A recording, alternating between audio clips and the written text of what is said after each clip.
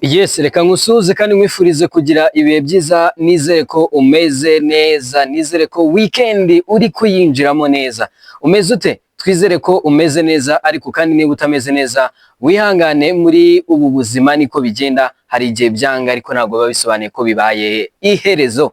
Nitwa Jean Bosco Abayisenga, ndagarutse muri bwa buryo mukunda muri benshi, mumaze kutwereka urukundo muri benshi. Nawe niba ari bwo bwa mbere uhageze, akora subscribe, kubera ko aha niho honyine uzajya ukurikirana ibiganiro bifite fact, ibiganiro by'imibare, ibiganiro just ninkugange by'imibare niwumve ngo ni isomo ry'imibare. No, just we bring fact to defend our statement. Nuko ngo twebwe tuzana fact, tuzana ibimenyetso bikadefending ibyo turi kukubwira. Niyo mpamvu nkubwira ngo hano kuri Sawa TV no hano honyine rukumbi ugomba kuba warakoze subscribe kugira ngo tujye tubana 5 kuri 5. Ubwo rero nizere ko ugiye gukora subscribe, of course. Niba ari bwo bwa mbere uhageze nawe wayikoze, tugushimire. Weekend nziza uyinjiyemo ute? Nizere ko umeze neza, weekend yawe ari obutamu. Hari abantu reka mbanze mbahe agastori gato. Hari umuntu twari kumwe kare, ariko mbwira ati ariko se ati wenda we kuri muri Kigali, we ari mu ntara nyine, wowe ushobora kumenya gutandukanya weekend n'indi minsi? Ndavuga ngo byihorere wa muntu we, weekend ni abantu bagafashe. Njyewe weekend iyigeze nibwo mba mfite akazi kenshi. Bisobanuye iki? Nta weekend ngira. Wowe ugira weekend, ejo n'umuganda rusange, ejo n'uwanyuma w'ukwezi, ukwa 12 twakugezemo, ejo n'umuganda rusange. Ubwo rero aho uri hose, weekend nziza. Abadivantiste b'umunsi wa 7 tubifurize isabato nziza, dore ko ubungubu aya masaha rwose already bamaze kwitangira, ariko kandi n'abayisilamu twizere ko bagize ijuma nziza. Twibagiye kubifuriza ngo Juma Baraka, niba ntabivuze nawe. Abasilamu barimo bantu swaiba badukurikira umunsi ku munsi, nabo tubashimire cyane. Abo bose ni inshuti zacu zakadasoka. So tuzanye amakuru y'imikino. Ngira ngo ikintu cya mbere nakubwiye ngo Sawa TV itandukaniyeho n'izindi channel mukunda kubona ngo sinzi. Okay, turacyari batoya turabyemera, ariko ibyo tu bringing cyangwa se ibyo tuzana no kuri kamera ni ibintu bikomeye cyane, ni ibintu binini cyane, ni ibintu byagutse, iri fofera attention. Twebwe tuba twazanye fact. Iyi ni machine ibiriho ibiganiro ready namaze gutegura, ntabwo biba bihagije kuko mba mfite ikaramu, mba mfite n'urupapuro, sometimes dwanditseho utundi tuntu hari hatagaragara, hari hirya behind the scene, nyine nyuma ya kamera hari ibindi tuba twateguye kubera ko wenda byo tuba twamaze no kubifata tukabisiga ku ruhande. Niyo mpamvu nkubwira ngo niwumva inkuru hano uzamenye ko ari inkuru rwose y'ukuri. Hanyuma rero ushobora kwibaza ngo tuzanye ayahe makuru? Nta yandi ni nyamukandagira mu kibuga kikasi imitutu. Izi mpinduka nazivuzeho kenshi, ngira ngo ejo nibwo navuze ni muri APR haracyarimo akavuyo, ku buryo impinduka zigomba kuba muri APR ziracyari nyinshi ndetse zirakomeza kuba. Narabivuze, abafana bamwe baravuga bati weho ufana Rayon Sport, abandi bati sinzi, ariko iki ni ikimenyetso kigaragaza ko ibyo twavuze cyangwa se twagarutseho ku munsi w'ejo byari ukuri. Muri APR bamwe mu bagabo babiri bamaze kuba bahindurirwa inshingano. Ibi ni nko kubakura muri equipe bakabajyana muri twabyita nka reserve team. APR bayifite nka reserve team, ariko ubwo nyine babajyanye mu marerero ya APR, nyamaze bari abantu bari muri equipe nkuru ya APR. Ibyo byose turaza kubigarukaho, ndetse n'abandi bagomba gukomeza kugenda bahindurirwa inshingano, bamwe na bamwe bakanasohoka. Abo bose turabagarukaho muri iki kiganiro. Niyo mpamvu nkubwira ngo ahangaha niho hano honyine ushobora gukura amakuru meza kandi yizewe. Sayo ngayo gusa. Ngira ngo turaza kwerekereza kuri shampiyona y'icyiciro cya mbere hano mu Rwanda. Imwe mu mikino uyu munsi yakomezaga, ntabwo uyu munsi byadukundiye ko tubagezaho nkuko twari twabasezeranyije. Kiyovu Sport ikina na Etincelle. Ikibazo cy'imvura iri muri Kigali mu by'ukuri ntabwo kiri kutubanira, ariko Kiyovu Sport ku munota wa 96 nibwo ibashije kubona amanota 3 yayo, rwose yitwara neza. Ni amanota 3 ya kabiri, yego na 3 ya kabiri kubera ko ndibuka bafungura shampiyona batsinze AS Kigali ibitego nabwo 2-1. Uyu munsi nabwo baje kwitwara neza. Turaza kukubwira bimwe mu bihe by'ingenzi byaranze uyu mukino, abitwaye neza muri uyu mukino n'ibyo abatoza batangaje. Ni mu gihe kandi turaza kukubwira n'indi mikino iteganyijwe ku munsi w'ejo, by'umwihariko ndaza kukubwira muri Murera barateganya iki ndetse no muri APR barateganya iki, kubera ko muri iyi weekend iyi mikino cyangwa se aya ma equipe yombi afitanye imikino n'ama equipe twavuga ko atazayorohera. Ni Mazi United igira gutya ikitwara neza kuri APR, ni Gorilla igira itya ikitwara neza kuri Rayon Sport. Noneho by'umwihariko Gorilla yo inameze neza muri iyi minsi, wavuga ko ibintu biryoshye cyangwa se bikomeye ntabwo yaba abeshye. Hanyuma rero ese ubwo sizo ngingo z'ingenzi turaza kugaruka hano mu Rwanda, ahubwo turaza kwerekeza no ku mugabane w'Iburayi. Turaza kwerekeza ku mugabane w'Iburayi. Ku mugabane w'Iburayi turaza kugaruka kuri byinshi bitandukanye. Ekipe ya Manchester City nyuma yo kongera amasezerano kwa Pepe Guardiola, Pepe Jose Guardiola, uyu nguyu ntago byari bihagije gusa kubera ko biravugwa ko ibiganiro bigeze kure na Erling Braut Haaland. Ni mu gihe umukaseri cyangwa se umukinnyi wo mu kibuga hagati Mr Ballon d'Or yitwa Rodri Cascante, uyu munya Espagne mu magambo ye aravuga ati mu gihe Real yagaragaza imbaraga nyinshi zo kunyifuza nta kabuza nayerekezamo. Ibyo byose turaza kubigarukaho, ariko kandi turaza no kuvuga ku makuru ari kuvugwa hanze y'ikibuga nk'aho hano mu Rwanda. Uwitwa Fata ku Mavuta, uyu ni umunyamakuru akaba n'umuvugizi wa ekipe ya Gorilla FC izakina ku cyumweru na ekipe ya Rayon Sport, yatangaje byinshi. Yanditse ibaruwa irimo agahinda kenshi, aho yagarutse ku maganya menshi, aho rwose byumvikanaga ko afite ishavu n'agahinda byo kuba ekipe ya Gorilla ngishobora gutsinda ekipe ya Rayon Sport adahari, ariko asaba abakinnyi ndetse na ekipe ya Gorilla muri rusange ko bahamubera bakabyitwaramo neza, ndetse ko yaba ari n'impano ikomeye baba bamugeneye. Kimwe n'andi makuru yose tutakubwiye kandi turaza kuyagarukaho muri iki kiganiro kiraza kuba gifite iminota irenga 30 yose, igice cy'isaha rwose turaza kuba turi kumwe 5-kuri-5. Nitwa Jean Bosco Kabayisenga, ahubwo naguhaye ikaze. Of course munyemerere duhere kuri shampiyona y'icyiciro cya mbere hano mu Rwanda. Mbere yuko tuvuga ku makuru ari kuvugwa muri APR, reka duhere kuri shampiyona y'icyiciro cya mbere hano mu Rwanda. Nze ngudondoshereze mudondoshereze. Twebwe ntago tuzajya tuza hano ngo dusakuze just for nothing. Hari ukuntu umuntu avuga cyane ariko ukumva nyine ari kuvugira iki se? Njyewe niba ejo nkuzaniye fact, ejo hashize nibwo nagarutse ubwo twari turi kuganira kuri Adil, njyango nari ndi kumwe n'umuvandimwe nari natumiye witwa Kwezi, nari namutumiye turi kuganira kuri Adil Radi Mohamed. Byavugwaga ko agomba kuza muri APR. Ninjye ubwanjye wavuze ni deal iragoye, nari nabigarutseho mu gitondo, nimugoroba Deal arabitangaza. Usibye ko nyine wenda ngiye ibyo yatangaje nabikontaho, ariko n'ubusanzwe biragoye. So ndavuga ni APR iracyafite n'akavuyo, biranayigora kuza gufata imyanzuro.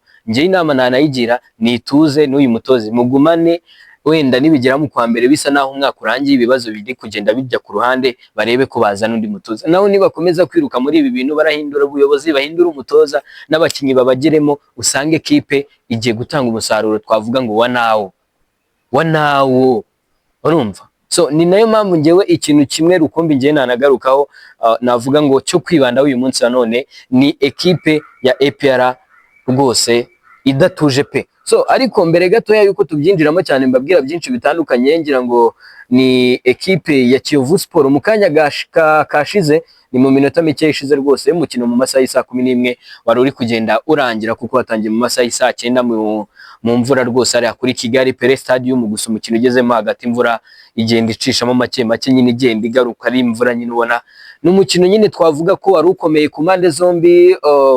Ntabwo byarangiriye aho ngaho, mu gukomera kwawo byagaragaye ko nyine igice cya mbere ni ama ekipe yasatiranaga. Kiyovu Sport ukabona ko hari ukuntu nyine iri gukinira kuri pressure yo kuvuga ngo kubera iki tutakongera tukabona amanota 3 nyuma yayo twabonye ku munsi wa mbere wa shampiyona dukina na AS Kigali, kubera iki bitakunda ngo natwe tubona amanota. So Kiyovu Sport yakomeje irapushinga, irakomeza iragerageza, ariko koko bigeraho bisa nkaho biba nk'ibyanze pe, ariko ku munota 49 Ishimwe Keve bakunda kwita bad boy yaje kwitwara neza, aterekamo igitego cya mbere. Ekipe ya Kiyovu Sport yakomeje ikina isa nkaho ishaka igitego cya kabiri, kuko ntabwo byari bihagije. nubwo bitayigendekeye neza kuko ku munota 82 witwa Niyonkuru Sajat uyu muramuzi muri Rayon Sport yarahaciye yaje gutsinda igitego cya mbere cya Etincelle kibi cya kabiri mu mukino bibaye bibiri kimwe kuri kimwe. Umukino urakomeza iminota 90 irarangira bongeraho iminota y'inyongera ku munota 96 witwa Regis Mbonyingabo Regis uyu musore rwose aravuga ati nanjye ndi umuyovu njyewe na Nzeye Rwanda Jihad nitwe bantu twarwaniriye Kiyovu tuyigumamo tuyirambamo ati rwose ati nagombaga gukora ibishoboka byose nkabona cyangwa se nkabona igitego gihesha intsinzi ekipe yanjye. Regis abafashije ekipe ya Kiyovu Sport kubona amanota yabo ya kabiri, amanota rwose twavuga ko ekipe ya Kiyovu Sport yari ikeneye. Mu by'ukuri ntabwo nshaka ibi bintu mbitindeho cyane, ntabwo nshaka kugira ngo dutinde kuri uyu mukino wa ekipe ya Kiyovu Sport, gusa igihari ni Kiyovu Sport ubona ko iri kugorwa cyane na pressure, ni Kiyovu Sport ariko iri fofera attention. Uyu munsi wa none mu minsi ishize ngira ngo bajya gukina na Rayon Sport nibwo haje ikintu kivuga ngo bagomba nyine gushyira hamwe, kuko ngo bo nabo bari bashatse kujya mu murongo wa Rayon Sport ariko hazamo kwa kutumvikana amakipe y'abafana, namwe murabizi uyu nguyu witwa Mvukiye Juvenal uyu wahoze ayobora Kiyovu Sport ngira ngo nawe yari umwe mu bifuje kuza gufatanya na Kiyovu Sport mu gutegura umukino wa Rayon Sport, gusa baramwangira. Ariko mu kumwangira nyuma yaho Mvukiye Juvenal yakomeje kugenda pushinga agaragaza urukundo akunda Kiyovu Sport ku buryo byaje gutuma uyu munsi wa none no mu bitabiriye umukino ekipe ya Kiyovu Sport yakinagamo na ekipe ya Etincelle witwa rwose Mvukiye Juvenal yarari muri stade ari kureba umukino, ndetse bikanavugwa ko mu mbaraga zose zashyizwemo uyu Mvukiye Juvenal rwose cyangwa se nyiri Adax Sport Club uyu Mvukiye Juvenal nawe yarari mu babigizemo uruhare kugira ngo ekipe ya Kiyovu Sport ibone amanota 3. Igaruka rye rizanye amanota 3 muri ekipe ya Kiyovu Sport, ahubwo icyo kwibaza ese birashoboka ko byagumaho cyangwa se bakomeza. Gusa nge kubwanjye igishoboka ni struggle, cyangwa se gustruggling nicyo kintu navuga gishoboka, kuko nanone kuza kuvuga ngo Kiyovu Sport iraza gupushinga ku buryo iraza mu ma ekipe meza oya, cyakoze birashoboka ko ya strugglinga nkuko AS Kigali yabigenje umwaka ushize w'imikino. AS Kigali yari yatangiye umwaka nabi, ndetse igice cya mbere kirangira iri mu makipe agomba rwose kumanuka mu ma ekipe y'inyuma yayo n'abarwana no kutamanuka, ariko yaraje irapushinga ekipe ya AS Kigali birangira ibashije kuba iza mu mayikipe twavuga ngo agerageza yo hagati na hagati, nihataniraga igikombe ariko ntabwo yari ekipe twavuga ngo ifite umusaruro mubi. So na ekipe ya Kiyovu Sport birashoboka, bashobora kuza bakarwanya bagatsindiza za Etincelle, bagatsindiza za Marine, bagatsindiza za Gasogi, bagatsindiza za Rutsiro, ikipe nyine twavuga ngo zidahambaye cyane. Izo nsinzi nizo zishobora kuza kugufasha kugira morale no ku mayikipe manini, ya mayikipe arimo APR, Police, Rayon Sport ndetse n'andi atandukanye, bikaba byagufasha kugira ute gustruggling. Ubwo rero nuko nguko byagenze uyu munsi rwose. Ekipe ya Kiyovu Sport ibigize itya ibonye amanota 3 yayo ya mbere, 3 yayo ya mbere iba irayegukanye rwose, ntugire ngo suko yayatwaye ariko sibwo na ya mbere ariko no kugira ngo wumve ahantu bikomereye, kugira ngo wumve ahantu binakomerera umuntu. Ibaze ko nanjye ndi kwishyiramo ko ari amanota 3 yabo ya mbere kubera igihe iherukira amanota itsinda AS Kigali. Ndibuka icyo gihe AS Kigali no yari yafunguye amazamu, Kiyovu Sport irazira byinshi, abantu baravuga bati nyamaze ya Kiyovu irimo, yari gitozwa na Bipfubusa Gisre. Ariko ibaze ko uyu munsi wa none even me nanjye ubikurikirana umunsi ku munsi ndimo ndavuga ngo amanota ya mbere ya Kiyovu Sport, ariko ngira ngo ni intsinzi yabo ya kabiri kubera ko batsinze AS Kigali umuturanyi wabo. Hanyuma munyemerere dukomeze aya makuru, by'umwihariko tugaruka ku mikino iteganyijwe ku munsi w'ejo ndetse no ku cyumweru, ariko munyemerere tugaruke ku mikino ibiri gusa, nayo ntago ndayivugaho byinshi kubera ko ni imikino muzakurikirana. Amakuru ari muri ya ma ekipe nayagarutseho mu gitondo, ndetse n'ejo nabivuzeho. Uyu munsi wa none byose nekereza ko niyo mpamvu nakubwiye ngo hano ni mu rugo rw'imikino n'imyidagaduro. Imyidagaduro yo muraza kutwihanganira kuba uyu munsi tutari twatangira kudondosha kuba tutari twatangira kubabwira byinshi bitandukanye mu myidagaduro, ariko nabyo ni ikibazo cy'igihe. Mwebwe mukore subscribe, niba ukunda imyidagaduro ukaba ukunda n'imikino, kora subscribe ubundi tugendane 5 kuri 5. Nge Jean Bosco Abayisenga niyemeje kuba mari, yaba mu mvura, ndakubwiza ukuri ahantu ndi, niba muri no kureba ikirere burasa nkaho bugiye kwiye, ahubwo ni sinzi niba muri kundebana neza, sinzi niba ishusho rikimeze bon, niba ritameze bon munyihanganire, na setinze kamera naracana itara, ariko I think ibintu bimeze neza. Twebwe hano murabiza abantu baba bambwira bati ishusho rya hano ewana ni urwembe, ariko ntabwo mwari mwaribona, turacyaza, ntabwo twari twaza, nibwo turi kuza gake gake, ntabwo twari twaza, mwari mwatubona tutaruzuza abantu 1000, mwari mwatubona. Anyways, mukande follow kuri Instagram twitwa Sawa TV, ujye kuri Instagram ukande follow, n'izindi mbuga nkoranyambaga zitandukanye turaza mu kanya gatoya rwose, turaza tuzifungure tukugezeho buri kimwe cyose kiba kiri kuvugwa by'umwihariko mu isi y'imikino ndetse n'imyidagaduro. So icyo navuga rero ku ma equipe azakina ku munsi w'ejo ndetse no ku cyumweru, by'umwihariko kuri equipe ya IPR, ni ntabwo ndaza kuvuga imyiteguro yayo kubera ko imyiteguro yayo nta yindi ni ijyana no gutsinda. Abasore barimo Seydou Daouda Yusuf ashobora kutagaragara muri ku mukino nyine nkuko n'ubundi amaze iminsi adakoreshwa, sinzi ngafite utubazo tw'imvune, abo muri IPR b'indani abatoza bakavuga batari ko uyu mukinnyi arwaye iki, uyu mukinnyi afite ikihe kibazo, aho ntago agiye kutubera nka Aruna Musamajari wa muri Murera. Baribaza bose bakibaza ngo ni iki kibazo kiri muri Seydou Daouda Yusuf. Mu by'ukuri arakora imyitozo kabiri ameze neza ari urwembe, ejo ngo yatonekaye. Mu by'ukuri bajya kureba imvune afite bagasanga nta mvune irenze afite, ariko umukino uheruka ntiyawukinnye, yewe imikino 2 ndumva iheruka ndumva ataranabanjemo, yego imikino 2 iheruka ntabwo nibuka neza line-up za APR, ariko ndumva atarakinnye, ntabwo yakinnye uyu munyagana witwa Seydou Daouda Yusuf, sibyo? So n'uyu mukino wa Muhazi United rero probably cyangwa se ku kigero cya 80% uyu musore Seydou Daouda Yusuf ashobora kutayikina cyangwa se kudakina uyu mukino. Ni mu gihe kandi n'uwitwa Ruboneka Jean Bosco, muramwemera?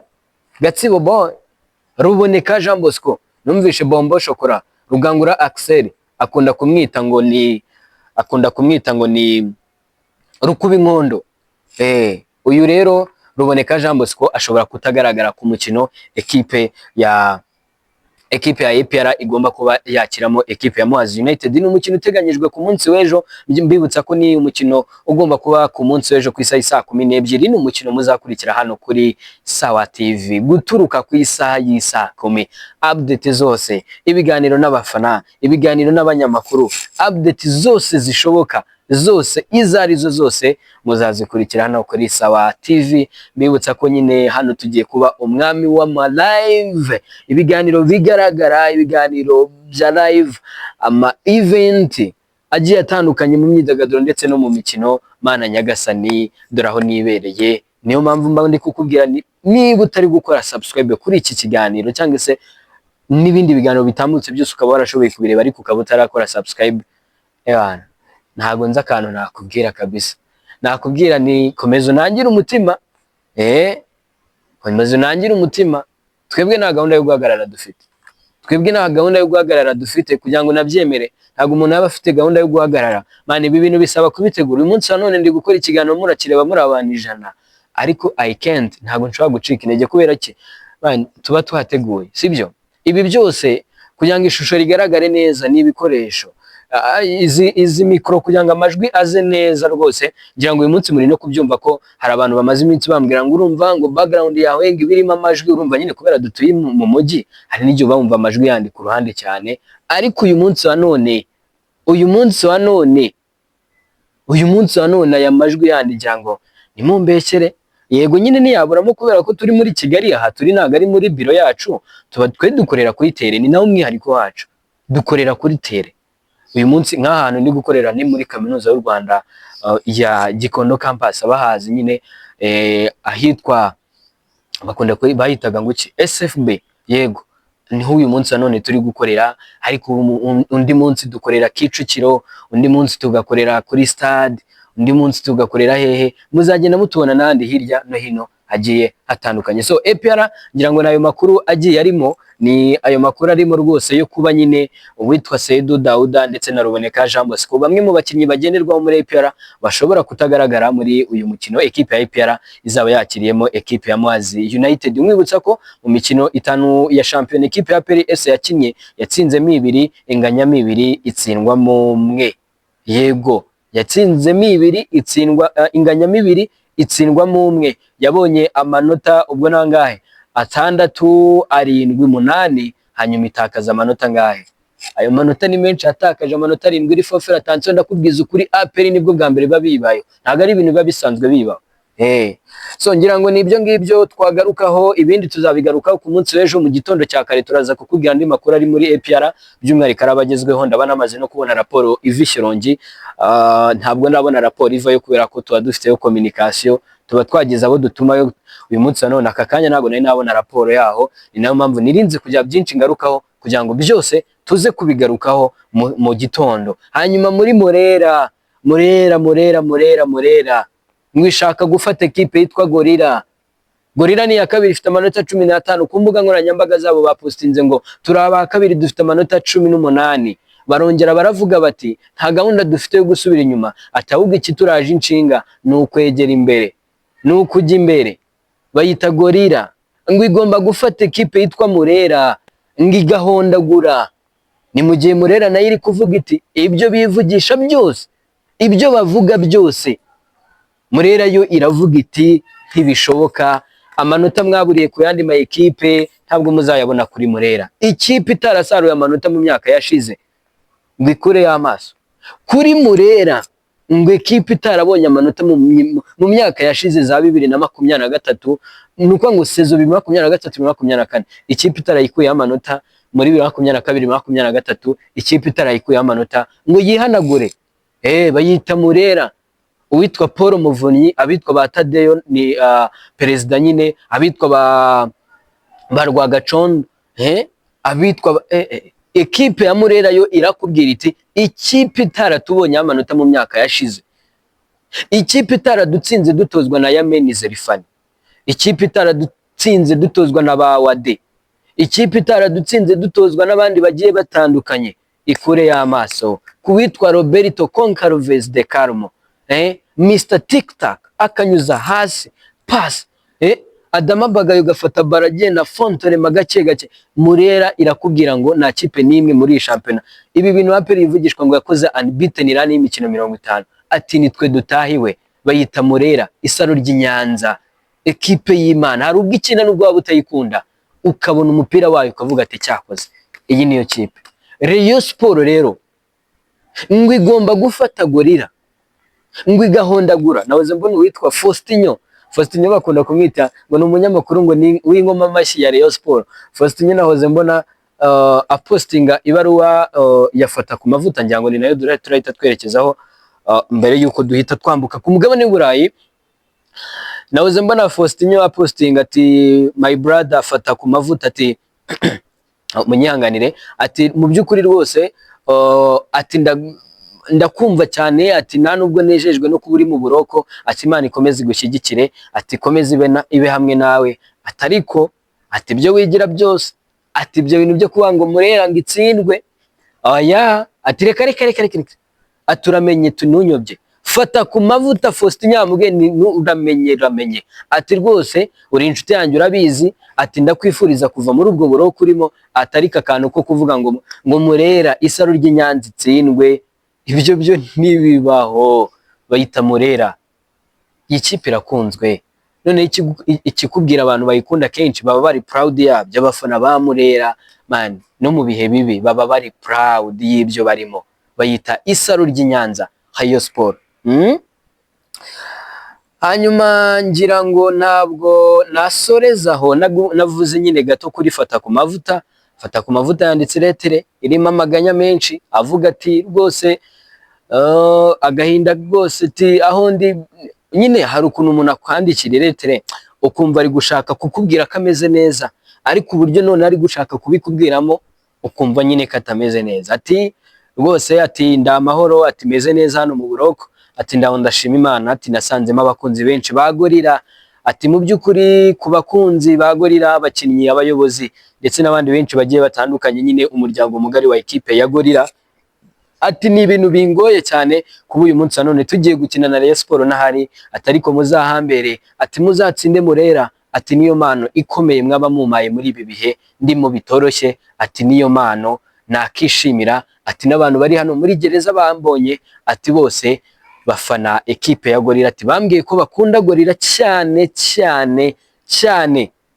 Ati ubwo rero ati muzabinkorere mw'abantu mwe, muzabinkorere mufate ekipe yitwa Murera ku cyumweru muyitandike byibuze rwose ndebe ko nakongera kugira ibyishimo mu mutima wanjye. Yitwa Fata ku Mavuta, uyu nguyu yararegwa ibyaha byinshi bigiye bitandukanye, ntabwo nshaka kubigarukaho, ntabwo ari byo byanzanye, ariko ngira ngo murabizi ko yanakatiwe igifungo iminsi 30, yakatiwe igifungo cy'iminsi 30 nyine y'agateganyo, mu gihe nyine habakiri gushaka ibintu by'ibimenyetso. Abantu bazi ibintu by'amategeko barabizi, ni iminsi 30 y'agateganyo yakatiwe.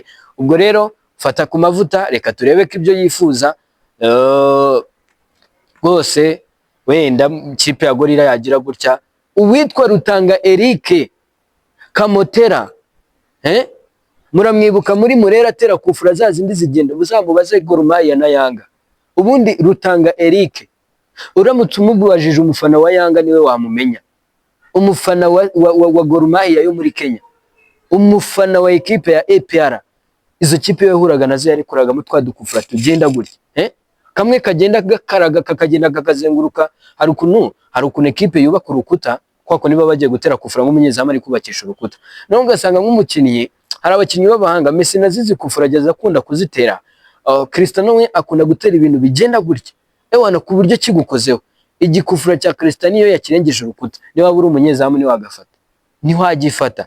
Noneho Messi we atera twatundi tugenda gutya, nuko ngo akareba ukuntu urukuta rumeze, agafata ukuntu afite ukuntu agakaraga kakagenda kakazenguruka urukuta, kakongera kakajya mu izamu. Ewana umunyezamu bari kugenda cyameza cya areba ko yawufata, ariko wapi, birangira uri kunyeganyega gusa. Ubu uri muri ukabona umupira bagiye kuwukura mu rushundura, byaba ngombwa ukanawikuriramo. So na Rutanga rero, uyu musore wa ekipe ya Gorilla yakaniye ari kuvuga ngo ekipe yitwa Murera ntabwo nayivuyemo nabi, yego atariko nanone niyanyubashye bitewe n'ibintu nari narayikoreye. Ati ngiye gufata ekipe yitwa Murera nyihambire njyenyine nyikubite. Bamwita Rutanga Eric Kamotera. Uyu nguyu niwe wagombaga kuba rwose ari guhatana na Emmanuel Manishimwe Mangwende, ariko gatatu ye yarapfubye. Hari abasore bapfubye benshi, Iradukunda Eric Radu, uyu nawe yakinnye muri AS Kigali, yava muri AS Kigali aza muri Rayon Sport. We na Rutanga Eric impande zabo mana nyagasani ye baba we, uburyo zagendaga ari njye ubizi. Uzazibaze APR, uzibaze Gor Mahia, uzibaze kipe yitwa Yanga, uzibaze kipe yitwa Yanga, nizabikubwira, sibyo? So hanyuma munyemerere dukomeza amakuru yacu, ariko tunayasoza twerekeza ku mugabane w'i Burayi. Ku mugabane w'i Burayi hari imikino myinshi igiye itandukanye, by'umwihariko muri shampiyona y'ikiciro cya mbere mu Bwongereza. Ntabwo nshaka kwigarukaho cyane kubera ko mu gitondo nayigarutseho nanavuzeho ubusesenguzi bugiye butandukanye, ahubwo munyemerere mvuge ku makuru ari kuvuga ahubwo muri ayo makipe azakina iyo mikino. Ekipe ya Manchester City ndetse na Arsenal ntago zorohewe rwose, imvune zizimereye nabi. Nk'uko Arsenal byatangajwe ko witwa Ben White, ubundi umusore tutari tuzi ko akunda kuvunika, ngo agomba kumara hanze igihe kirenze ukwezi hanze rwose, ari kugenda yitabwaho nyuma yo kugira ikibazo cy'imvune. Ni mu gihe kandi muri ekipe ya Manchester City yitwa Pepe Guardiola, nyuma y'uko yongereye amasezerano Pepe Guardiola, biravugwa ko rwose yamaze gutangira kubwira Erling Brot Haaland, yabwiye ubuyobozi bwa Manchester City ngo witwa Erling Brot Haaland niyo mbunda mfite, niyo mbunda nzajya ngenda ndasangira gutya. Erling Brot Haaland ngo nawe agomba kongera amasezerano. Ubwo abakunzi ba FC Barcelone bavugaga ngo Erling Brot Haaland ashobora kujya muri FC Barcelone, mucire birarura. Ekipe ya Manchester City ngiri gutegura ku buryo Erling Brot Haaland mushobora kuza kwisanga ariwe mukinnyi ku mugabane w'Uburayi uhenze cyane, yewe byaba ngombwa ngo no ku isi hose akaba ariwe mukinnyi w'umupira w'amaguru muri iyi minsi uzaba ufite igiciro gihenze, nuko ngo uhenze cyane yitwa Erling Braut Haaland, ni mu gihe uwitwa Lamine Yamal mu mukino ikipe ya FC Barcelone iraza kubikina na ikipe ya Celta Vigo muri iyi weekend. Lamine Yamal ngo nagaraza kugaragaramo, ariko naga ari ikibazo kimwe kiri seriye kuko amaze iminsi yaravunitse ariko yaranagarutse, ahubwo nuko ngo FC Barcelone ngo yanze kumuriska cyane kumushyira nyine mu kibuga aribwo agiye akiva mu mvune. Ariko ngo muri iki cyumweru tugiye gutangira ngo kizakurikira iyi weekend ngo witwa Lamine Yamal azaba ari tayari kuri game bazakina muri UEFA Champions League. Niba mbyibuka neza bazaba bari gukina na equipe ya Brest yo mu Bufaransa. Yitwa Lamine Yamal muri FC Barcelone, nuko nguko bimeze. Ni mu gihe kandi mu makuru menshi ari kugenda avugwa equipe ya Chelsea de Bruges ngo buriya mu kwezi kwa mbere mushobora kujya kubona mukabona igiye ku isoko da, nubwo mubona ifite abakinnyi benshi ngo mushobora kujya kubona mukabona igiye ku isoko. Ni nako kuri Manchester United bimeze. Ibyo byose nibyo turaza kugarukaho mu gitondo cya kare ku isaha y'isambiri, tuba twamaze gutegura ikiganiro, twamaze kugitunganya, hasigaye kukibarekurira ubundi mugakurikirana amakuru meza kandi rwose agezweho by'umwihariko yizewe. Ubundi ni nkubwanga ibyizewe ujye wumva ibyizewe, sibyo? Ntabwo ngewe nzaza gutera kamera hano ngo nze kukubeshya pe. Man, ngewe mba nakoresheje imbuga nkoranyambaga, mba nakoresheje Twitter, mba nakoresheje zaki hose, mba nagerageje kunyurayo kugira ngo byibuze turebe, kugira ngo ndebe amakuru yizewe by'umwihariko noneho ari gutrendinga agezweho. So munyemerere mbashimire mwe mwese twabanye muri iki kiganiro. Nitwa Jean Bosco Abayisenga, nizere ko wamaze gukora subscribe. Niba utarayikora iki nicyo gihe ngo tujye tubana umunsi ku munsi, yikore kugira ngo dukomeze kubana by'umwihariko mu mikino iteganyijwe muri iki cyumweru. Ni imikino ya Rwanda Premier League, iyo mikino yose tuzabana mu buryo bw'amashusho ahangaha live kuri Sawa TV. Ndagushimiye cyane.